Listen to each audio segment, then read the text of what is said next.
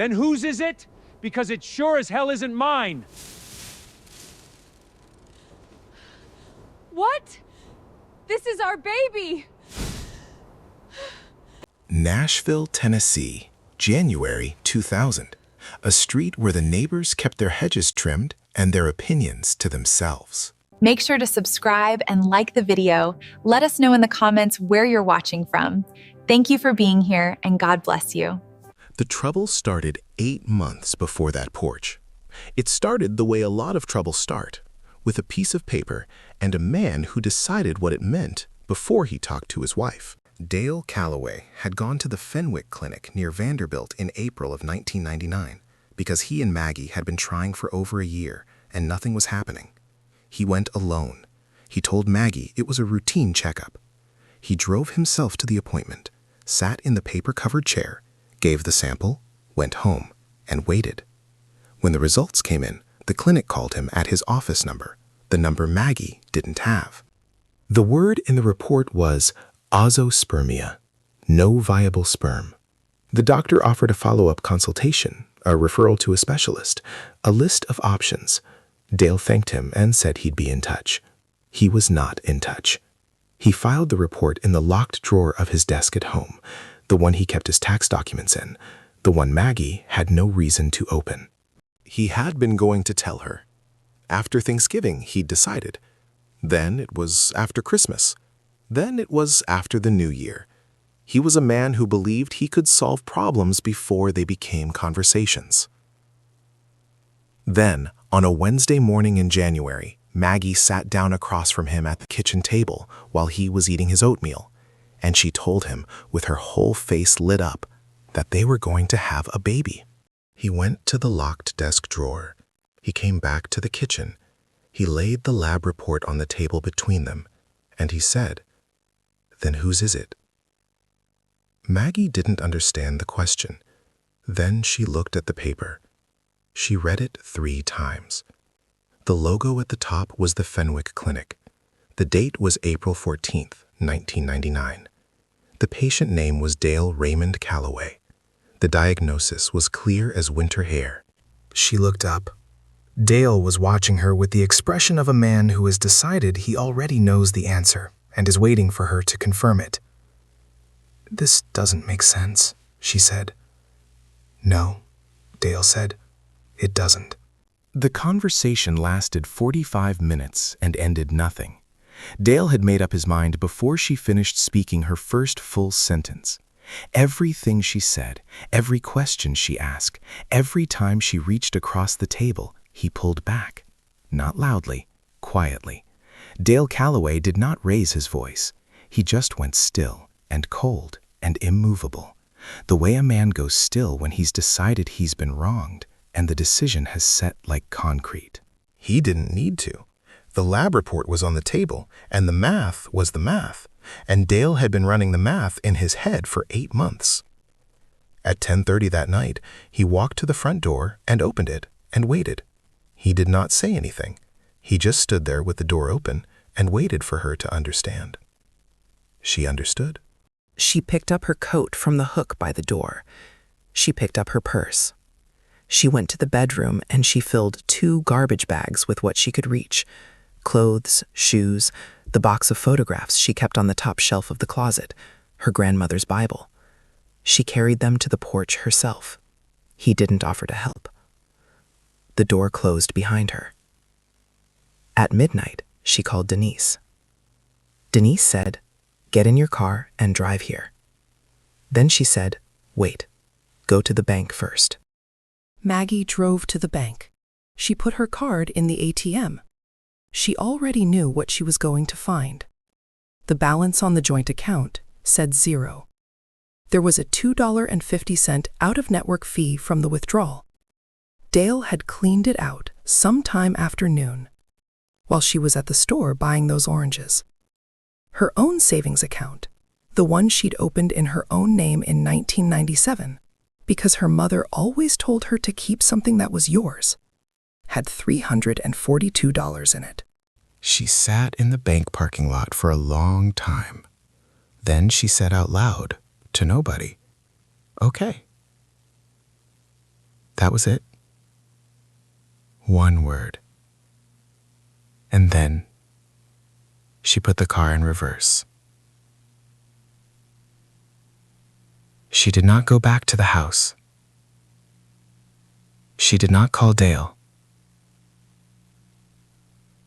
She did not explain herself to anybody who had already decided what they thought. She just drove. And what she did not know yet, what none of them knew yet, was that the lab report Dale had been carrying like a verdict for 8 months had a problem.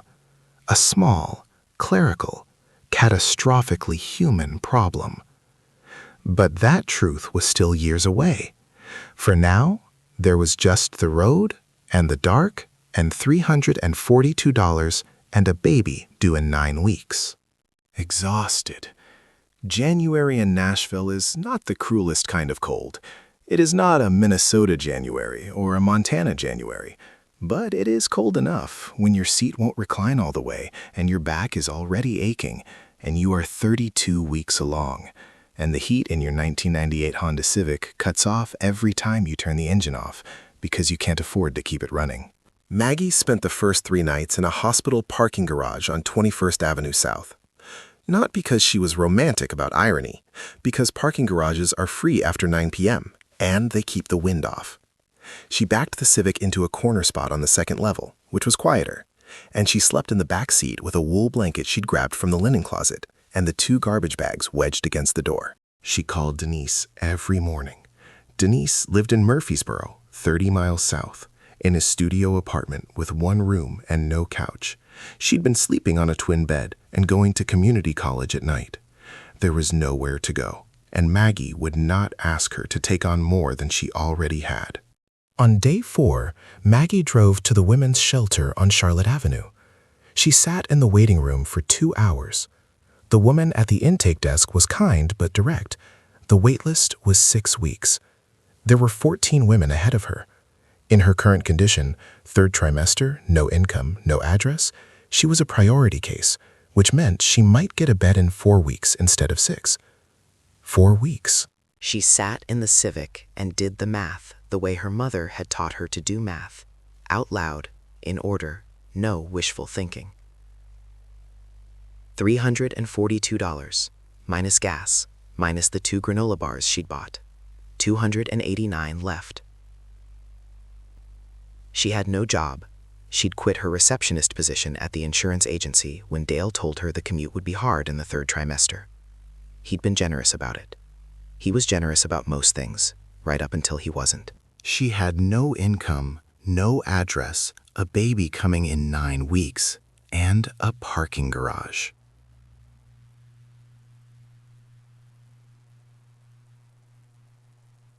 On day 8, the Civic got towed.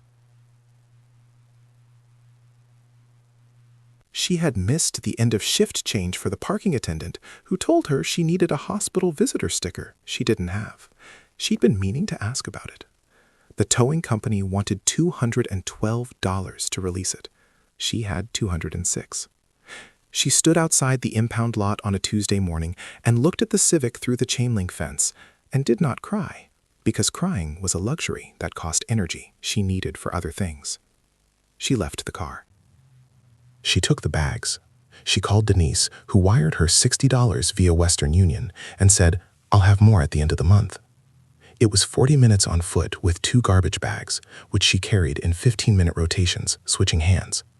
She had learned to manage physical difficulty in increments. Her mother had taught her that too. Centennial Park sits in the middle of Midtown Nashville.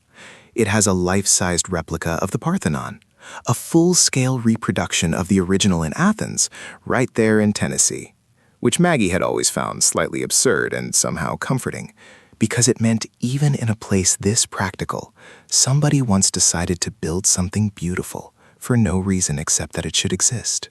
She found a bench near the South Path. It faced away from the most trafficked walking area. She spread the wool blanket across her lap, and she ate a pack of peanut butter crackers from a box she'd kept in her purse.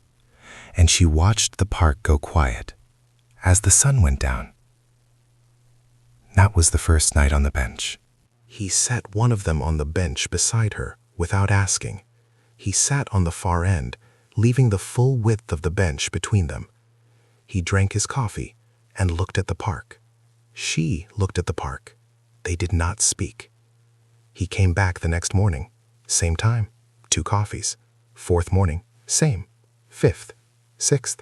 On the 7th morning, he sat down with his coffee, and he said, without looking at her, "I got a house over in Wedgwood, Houston. Spare bedroom with a lock on the door. I'm not asking a single thing of you except that you sleep somewhere with a roof and eat something hot." Maggie looked at him for a long time. He looked back at her without flinching, without anything hidden in his face that she could find. "Why?" she asked. "Because it's the right thing to do," he said, "and because my wife, God rest her, would have had my hide if I walked past you one more morning." His name was Earl Hutchins. He was 62 years old. He was a retired postal carrier. He had been walking this park every morning for 11 years since his wife died. He had no reason in the world to stop at that bench.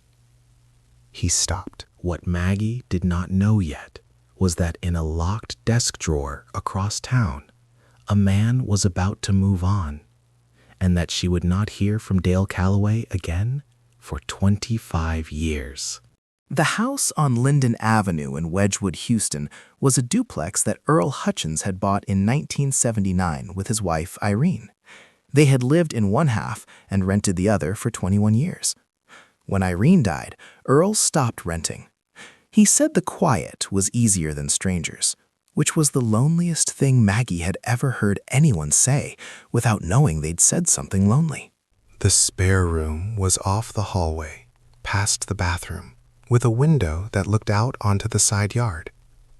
The lock was a simple push-button. The mattress was a twin with a quilted cover that smelled like cedar and old lavender. There was a chest of drawers and a small lamp on a nightstand, and nothing else. It was the most dignified room Maggie had been in since January. She set her 2 garbage bags down against the wall. She sat on the edge of the bed. She put both hands on her belly and took the first real breath she'd taken in 3 weeks. "Bathroom's across the hall," Earl said from the doorway. "Kitchen's yours whenever you want it. I'm up at 5:30, but I won't wake you. You don't need to talk to me if you don't want to. You don't owe me anything." He went down the hall. She heard him in the kitchen a few minutes later, the sound of a cast-iron skillet on the burner, and the smell of something frying in butter. She ate scrambled eggs at Earl Hutchins' kitchen table that night and did not speak for 20 minutes. He did not speak either.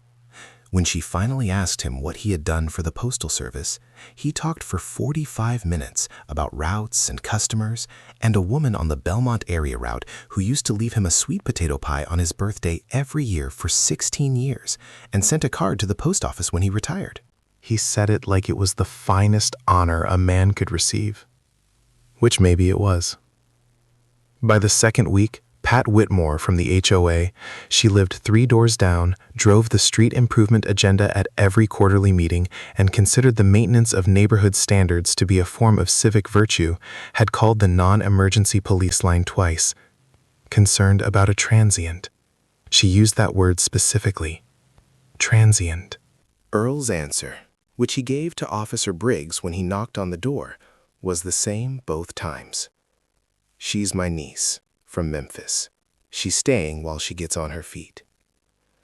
Earl Hutchins was not, by nature or inclination, a man who told lies. He thought about this later.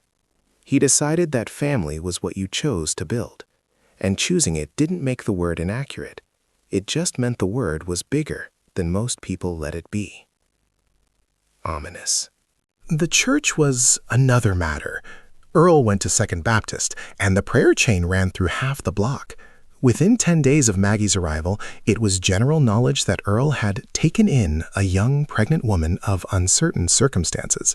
The version that circulated was that she might be a relative, or she might not, and wasn't it interesting that her husband wasn't around, and hadn't Earl always been the kind of man who, well, You know how people finish that sentence when they mean to be suspicious without the social cost of saying it plainly?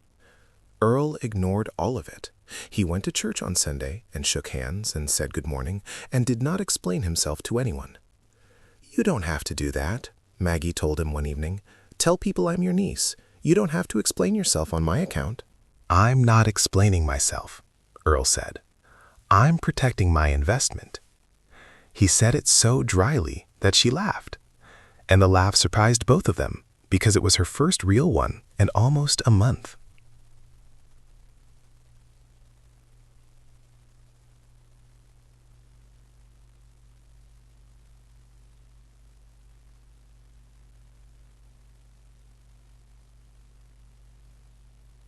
Vanderbilt Medical Center, room 412, 7 pounds and 4 ounces.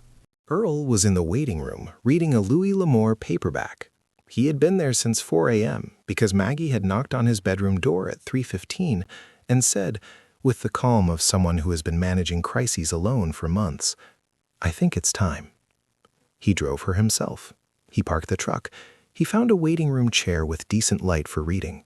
He did not pace. He read his book. When the nurse came out and asked who to list as emergency contact, Maggie said, "Earl Hutchins," and gave the Linden Avenue address. When the nurse went back in to finish the paperwork, Earl was still in his chair, but the book was closed on his knee, and his face had changed. He was crying. Quietly, without making anything of it, the way men of his generation cried, like it was a private matter that had happened to them, and they were witnessing it from a polite distance. He had not cried since Irene's funeral. He held James for the first time that afternoon, in the pale yellow light of the hospital room, and he looked down at the baby the way a man looks at something that wasn't in the plan and turned out to be the whole point. And listened to the sounds of the ward, the shift change, the meal cart, somebody's family down the hall being too loud with their happiness. And she thought about the next thing. She was always thinking about the next thing. She had found it was the only way to get through the present one. The next thing was, she needed a job. She needed childcare. She needed to stay in that spare room for a little while longer. She was going to need to ask Earl if he would watch James 3 hours in the morning while she got to the hospital linen service job she'd seen posted on the cafeteria board, nights, 10 to 6, which meant she could be home before James woke up. She was going to do this. She did not ask herself if she could. She just figured out the next step. What she did not know yet was that 10 miles to the southeast, in a house in Brentwood he had already moved into with furniture from a storage unit, Dale Calloway was taking a phone call from a woman named Cheryl Fowler, who had been quietly in the picture since August, and making plans for a wedding in June. The years that followed were not a montage. They were specific. They accumulated the way sediment accumulates, quietly, layer by layer, until one day you look down and realize there's something solid under your feet that wasn't there before. Maggie got the linen service job. Earl watched James 3 hours every morning, 5 days a week, with the intensity of a man who had been given a second chance at something he hadn't known he wanted. He would sit at the kitchen table with James in his lap, reading the newspaper aloud to him. The sports page first, because he said it was the most honest writing in any paper. And James would look up at his face with complete attention, which Earl said was more than most adults gave him. By the time James started kindergarten at Harpeth Elementary, he and Earl had a system. Earl walked him to the corner. Maggie, home from her overnight shift, was always sitting at the kitchen window with her coffee when they came back up the walk in the afternoon. Earl would tip his chin toward the window, and James would wave up at her. Every day, like a ritual, like it had been happening forever. He would get on his bicycle after school and ride south toward Brentwood. Not all the way. He didn't know the address, didn't have an address. He would just ride in that direction, down Nolensville Pike, as far as he dared, and then turn around and come home. He never said why. When Maggie asked, he would shrug and say he liked the ride. Maggie let him go. She kept track of his route the way you track a thing you don't fully understand but feel in your chest. She thought, but did not say out loud, he is looking for something he doesn't have a word for yet.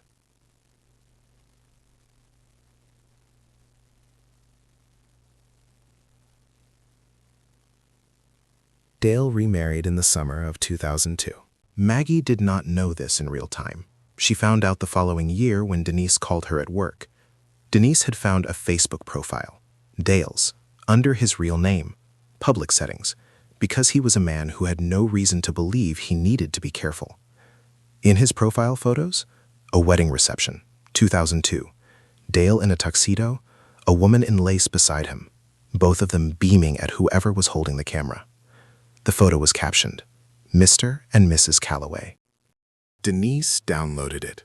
She printed it, she put it in a manila folder she labeled just in case and kept in the bottom of her desk drawer. I saw the picture, Maggie said on the phone. I know, Denise said. A long silence. He looks happy, Maggie said. You can put that folder away now, Denise said. You don't need to look at it. I wasn't planning to. Good. Another silence. How's the baby? He just lost his first tooth. He's absolutely furious about it. They both laughed, and the night kept going. Earl's memory started to go in 2010. It was small at first.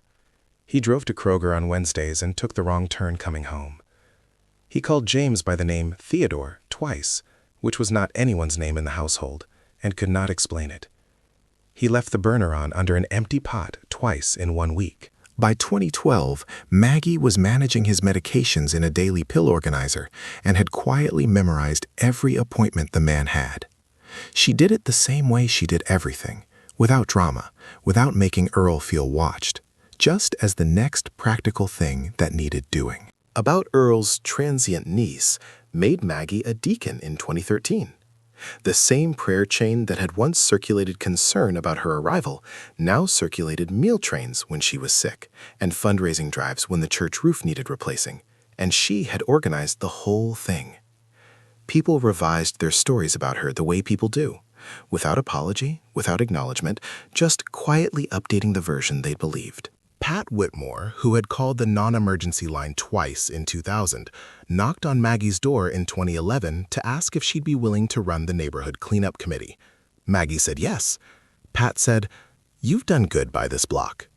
She said it the way people say things they've been sitting on for a while. James, at 15, was taller than Earl, which surprised everyone, most of all James.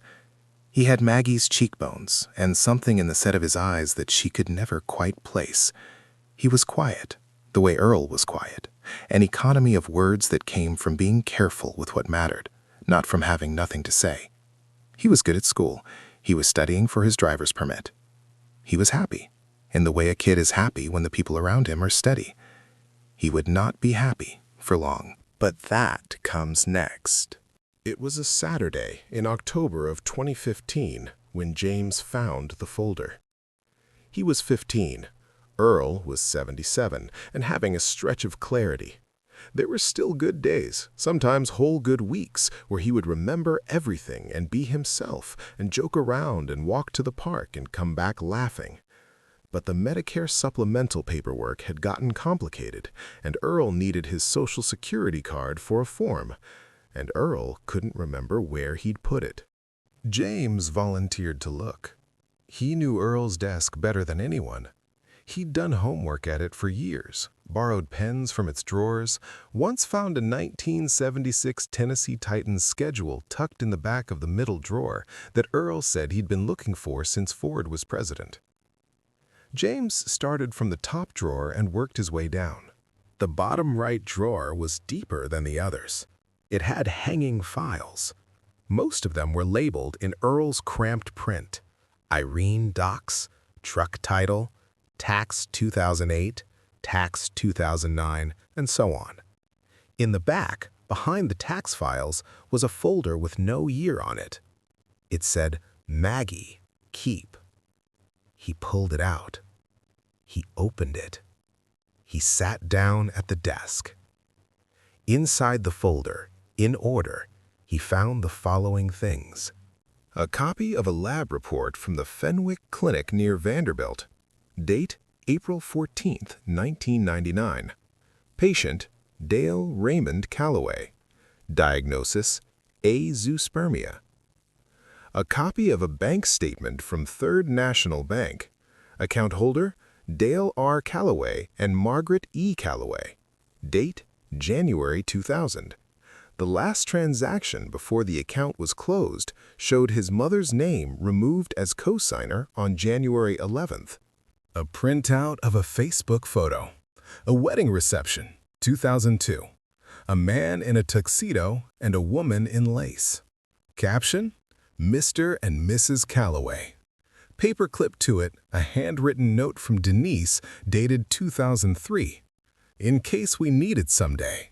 And at the back of the folder, an envelope. Unopened. The return address was the Fenwick Clinic. It was addressed to Dale R. Calloway at a Brentwood address. The envelope had been stamped Return to Sender, addressee relocated. It had Earl's address written on it in someone else's handwriting, and below that, Please hold, also in someone's handwriting, and the date, 2015. James looked at the envelope. He looked at the lab report. He put them both on the desk side by side. He sat there for a long time. He put everything back in the folder exactly as he had found it. He found Earl's Social Security card in the top drawer where it had been the whole time. He took the card out to the kitchen and set it on the counter and went to his room. He did not come out for dinner. He did not come out the next day. On the third day, Sunday afternoon, Maggie knocked on his door. She knocked twice. She said his name. The door opened. He had her eyes. And right now, in this moment, they were the eyes of a person who has been handed information they weren't ready for and has spent 3 days alone with it and is still not ready. She looked at him. She knew. You found it, she said. He said, How long have you known? She did not ask what he was referring to. She came in and sat on the edge of his bed. She told him all of it. January 2000, the kitchen table, the lab report, the porch steps, the parking garage, and the Civic, and the bench, and Earl, and the whole long accumulation of years. She told him plainly, in her plain voice, without drama or exaggeration or self-pity, the way she did everything. Then he said, Does he know where we live? No, she said. Does he know about me? She hesitated one breath. Not from me. James looked at the window. The light was going. Outside, Earl was on the porch with his evening coffee, the same way he'd been on the porch every evening for 15 years. That was just Earl. That was the shape of the days. Okay, James said. He said it the same way Maggie had said okay in that bank parking lot 15 years ago. One word, settled. Not small and not giving up, just the sound of a person deciding something. She sat with him until the light was all the way gone. And then, 3 months later, James opened the Fenwick Clinic envelope. He read the clinic letter 3 times before he called Denise. The letter was dated November 2015 from the Fenwick Clinic, addressed to Dale Calloway. It was written on clinic letterhead in the careful, liability-conscious language of a medical office that has discovered a problem it cannot undo. In 1999, a sample labeling error had occurred at the Fenwick Clinic laboratory. Specifically, in the processing of the azoospermia test conducted on April 14, 1999, Dale Calloway's test, a technician had mislabeled the sample. The result that was sent to the patient in 1999 belonged to a different patient's sample. The clinic had discovered this discrepancy in 2014 when Dale Calloway privately requested a follow-up fertility consultation through the clinic. The 2014 test returned different results, significantly different results. The clinic had attempted to notify him of the error in 2015 at his last known address. The letter had been returned undelivered. He had known since 2014 that the test was wrong. He'd gone and had himself retested in private for his own reasons and found out the original result was bad. And he had never contacted Maggie, never contacted anyone. James sat with this letter for a week before he said anything to anyone. Denise's reaction when he finally called her was a long and particular silence, followed by the words, "He has known for over a year." "I know," James said. "He knew in 2014, and he didn't—" "I know." Another silence. "James," Denise said, "that letter needs to stay safe. Can you make a copy?" He made 3 copies. He put the original back in Earl's folder. He gave 1 copy to Denise the next time she came to Nashville. He kept 1 in his own room, folded inside the cover of the nursing textbook he'd already bought because he was going to go into nursing and had known it since he was 12 years old, and Earl had come home from the hospital after a minor cardiac event, and James had asked the nurse every question he could think of about every piece of equipment in that room. The 3rd copy he held on to. He sat on it the way she had sat on the porch steps that night in 2000, gathering himself, figuring out the next thing. He was 15, and he was already, in some way that was hard to articulate, conducting himself with a gravity that people noticed. His teachers noticed. Earl noticed. Earl would watch him sometimes across the kitchen table and say nothing, just watch, the way Earl watched things he respected. 5 years passed. Earl died in the spring of 2018. He was 87. He went in his sleep, in his own bedroom, in his own house, which was exactly what he would have wanted. Maddie had checked on him at 5:30 in the morning, her old habit, and found him peaceful and still. She sat with him for an hour before she called anyone. His will, typed up properly by an attorney on Gallatin Road, witnessed and notarized, filed with the county, left the duplex on Linden Avenue to Maggie outright. No conditions, no qualifications. His 2 adult children from a first brief marriage he'd never talked much about each got a savings account and a written note explaining his choices, which the attorney said was more than most people gave. The duplex was hers. She stood in the kitchen that afternoon after the funeral home had come and the neighbors had come and the people from Second Baptist had come and brought food and gone, and she stood alone in the kitchen looking at the cast-iron skillet on the stove, his skillet, the one he'd used every morning since 1979, and she put both hands flat on the counter and let herself cry for exactly 7 minutes. Then she washed her face and made coffee and called Denise and started figuring out the next thing. At Tennessee State in the fall of 2018. He was built for it the way some people are built for things, patiently, precisely, with a particular quality of attention that patients trusted immediately. His clinical supervisors wrote things like unusually composed in their evaluations. He had the quality of making people in difficult situations feel less frightened, which is the whole job, really. Everything else is just procedure. In the winter of 2020, during his second-year clinicals, he was assigned to the cardiac floor at Vanderbilt Medical Center for a 6-week rotation.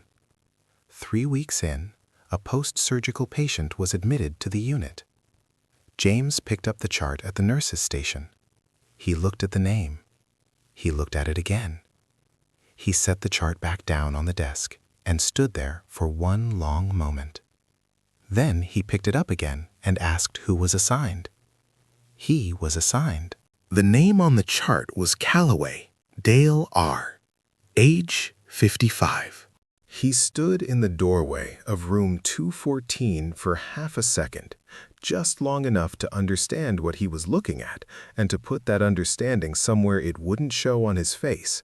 Then he stepped in. Dale Calloway was post-anesthesia.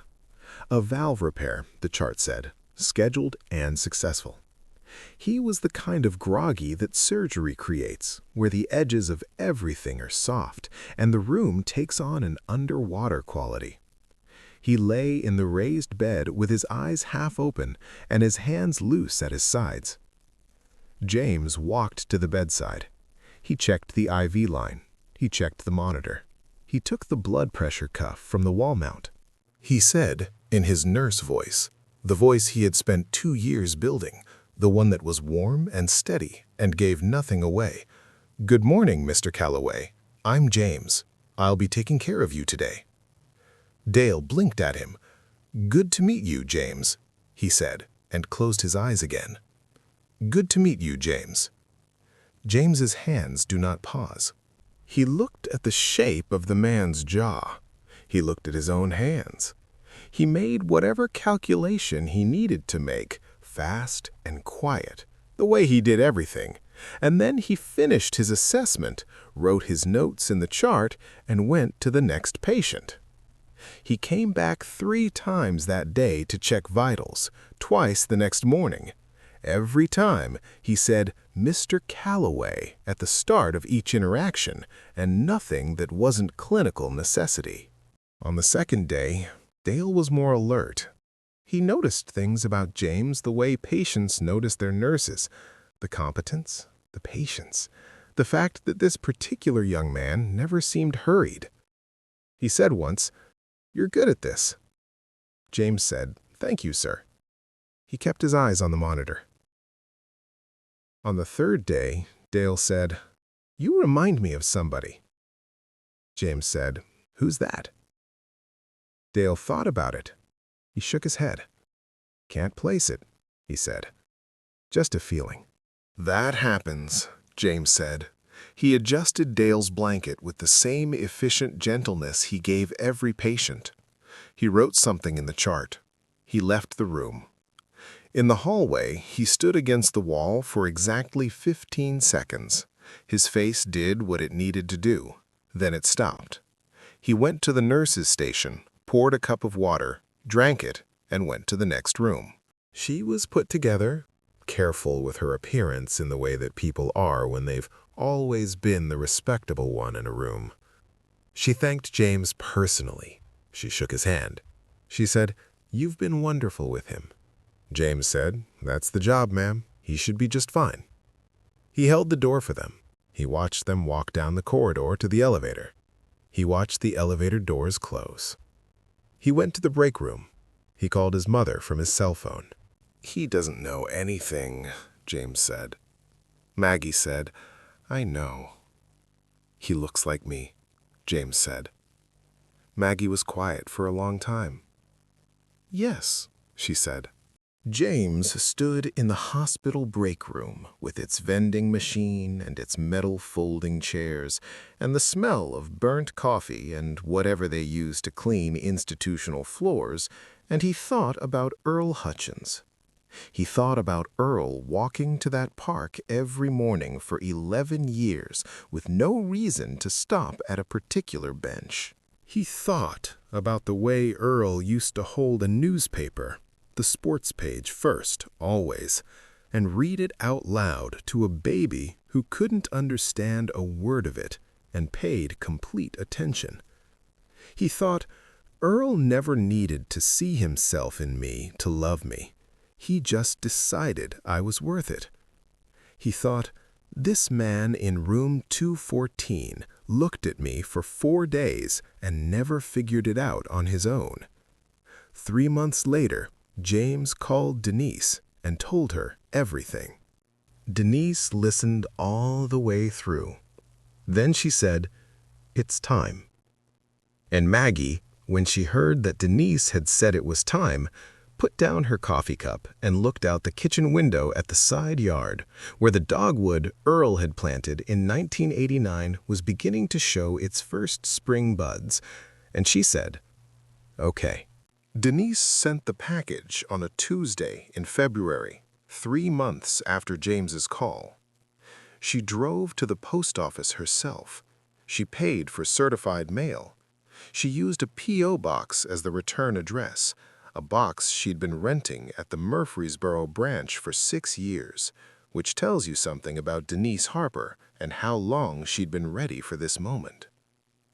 Inside the padded envelope, the Fenwick Clinic Lab report from 1999, a copy of Dale's bank statement from January 2000, a printout of Dale's second wedding Facebook photo, the correction letter from the Fenwick Clinic addressed to Dale Calloway, stamped Return to Sender, dated 2015, and a 23andMe DNA results page printed from Denise's own account, showing her familial connections and through her a clear paternal lineage to a male Calloway match in the Tennessee results.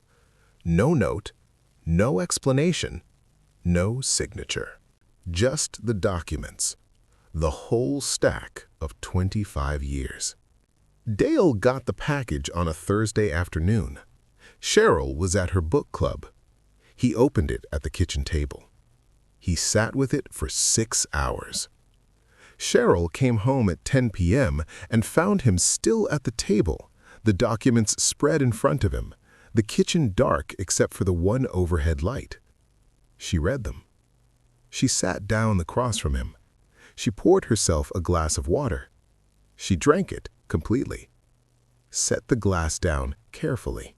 "How long have you known there was a lab error?" she asked. Dale said, 2014. The air in the kitchen changed. "And you never—" she started. "I didn't know where she—" "Dale." Just his name.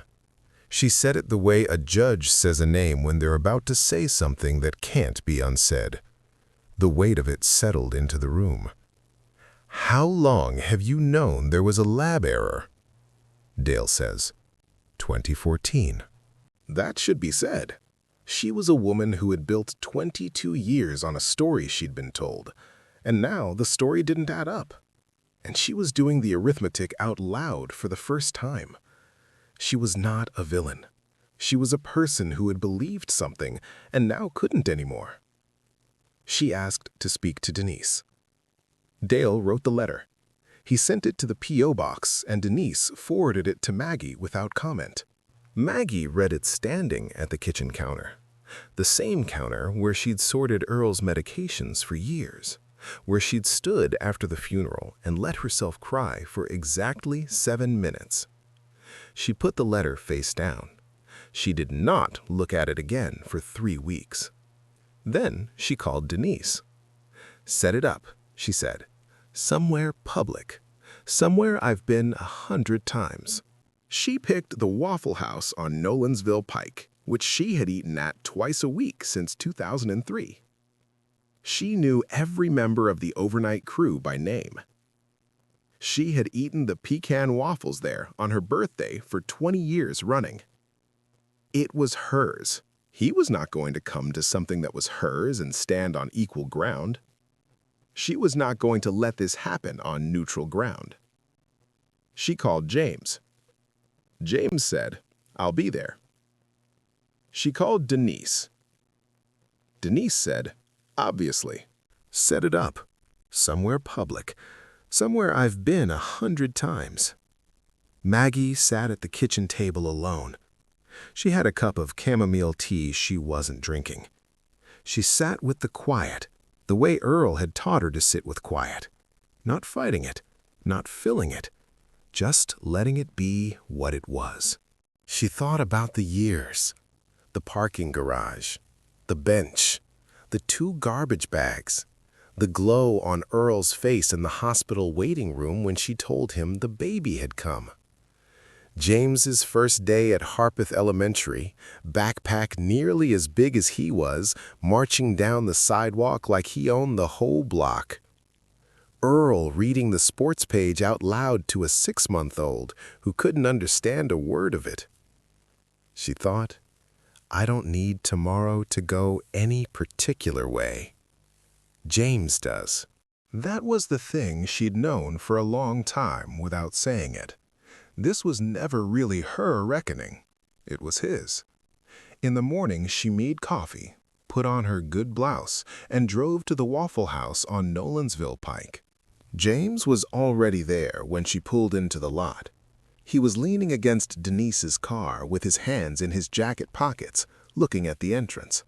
He turned when she got out, and for a moment she saw it with full clarity, the shape of Earl's patience in the set of James's shoulders, and something else, something that was entirely his own, a particular quality of readiness. "You okay?" he asked.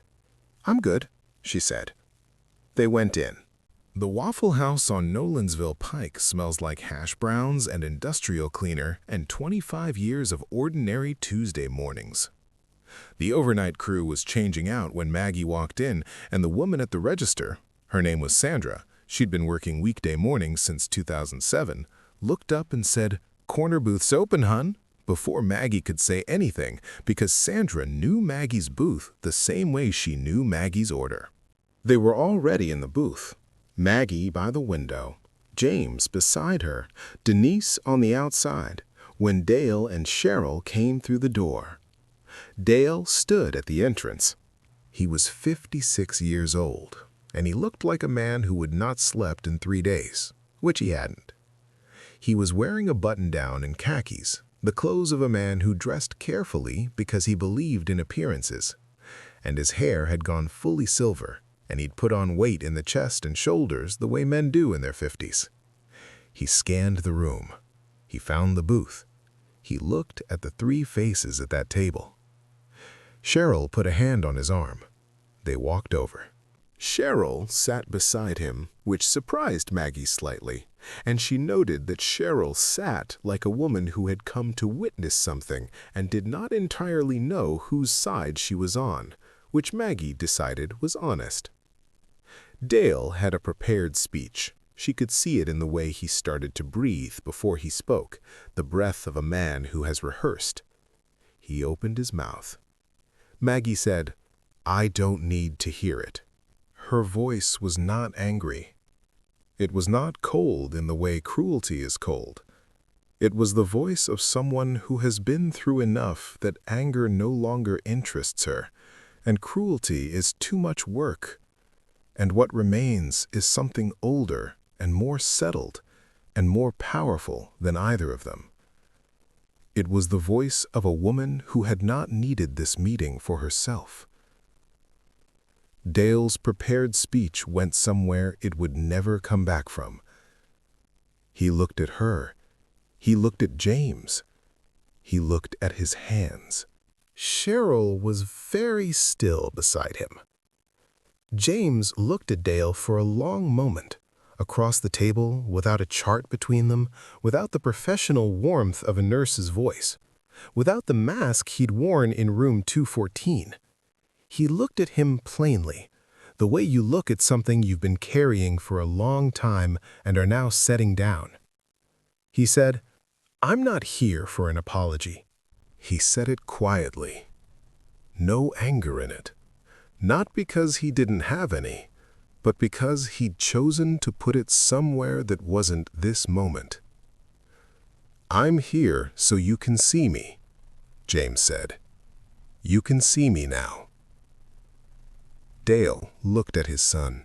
He looked at the jaw that was his own jaw. He looked at the eyes that were his wife's eyes. He looked at the hands that were folded on the table in front of a young man who had built himself entirely out of choices Dale had no part in. Choices made by a woman on a park bench and an old postal carrier who had nothing to gain from it, and a sister who had kept a manila folder for 25 years, just in case. His face did something complicated.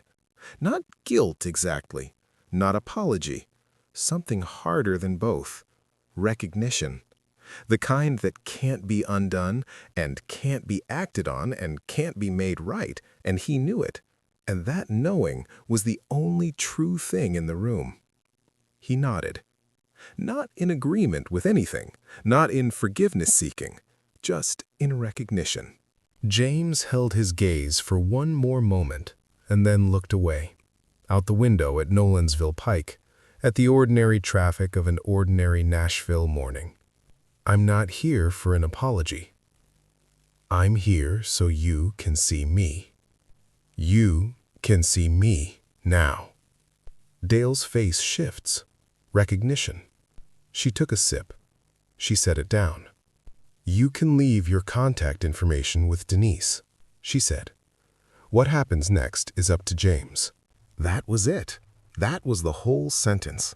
She meant not you, not me, him.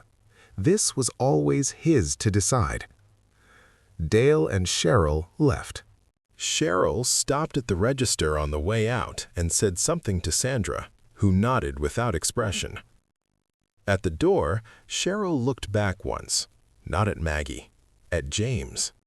Something in her face was trying to add up numbers she hadn't been given, and Maggie thought, she'll keep working on those numbers for a long time. She might get to a different place than Dale. That's possible. People do sometimes. The door closed. The three of them sat for another hour. Denise ordered coffee and the eggs over easy. James ordered the bacon and biscuits, which Earl would have said was the correct choice, because a man who skips breakfast is a man who is lying to himself about the day ahead. Maggie ordered the pecan waffles. She always ordered the pecan waffles. Outside, Nashville went about its morning. The traffic on Nolensville Pike moved without drama. The counter stools filled up with people who had jobs to get to.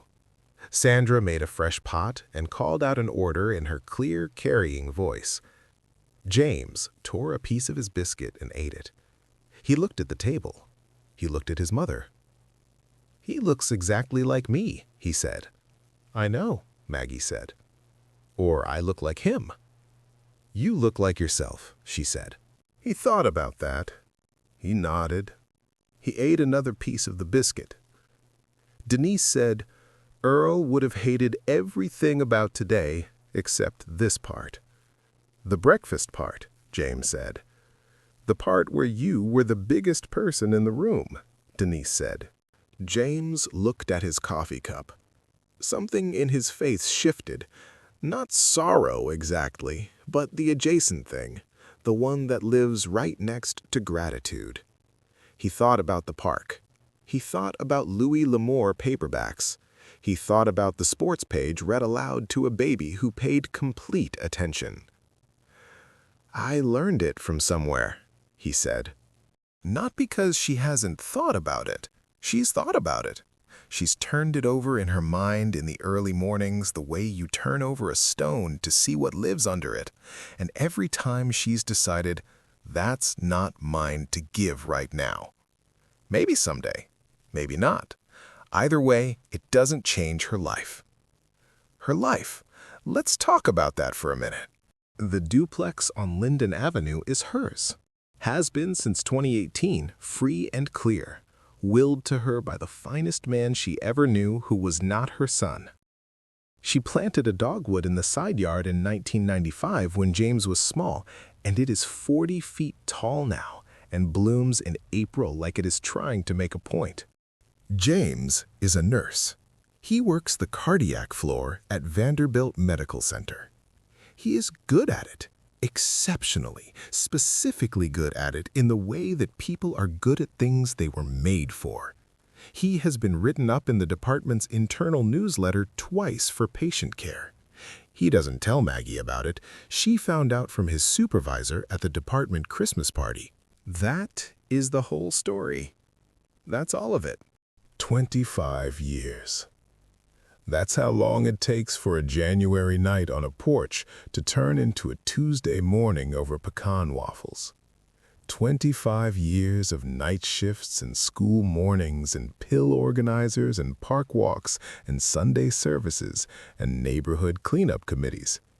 And one old man reading the sports page aloud to a baby who couldn't understand a word of it, and understood everything. I want to be careful about what this story means, because it's easy to look at Maggie Calloway and call her strong and leave it there. And that's not wrong, but it's not quite right either. Strong suggests she got through it because of some quality she was born with, some extra allotment of toughness that most of us don't have. I don't think that's it. I think she got through it because she kept taking the next step. That's all. The parking garage, the bench, Earl's door, the linen service job, the night shifts, the pill organizer, every morning for 25 years, figuring out the next thing. Not the whole road, just the next step. And because she let Earl in. That's the part that gets me. Because she didn't have to. She could have said no to a 62-year-old man with 2 coffees on a park bench. A lot of people would have said no. Pride or fear or the very reasonable human instinct to be careful when everything has already gone wrong. But she looked at his face and she decided he was worth trusting. And he was. He was exactly what his face said he was. James told me once, in this story, the way I've been telling it, that the thing about nursing, the thing that makes a good one great, is knowing that everybody in a hospital bed is carrying something you can't see on the intake form. He learned that from growing up in a house where the whole shape of life was shaped by something that happened before he was born, something he couldn't see, but could feel in every steady morning and every walk to the corner and every pecan waffle at the corner booth on Nolensville Pike. He learned it from Maggie. He learned it from Earl.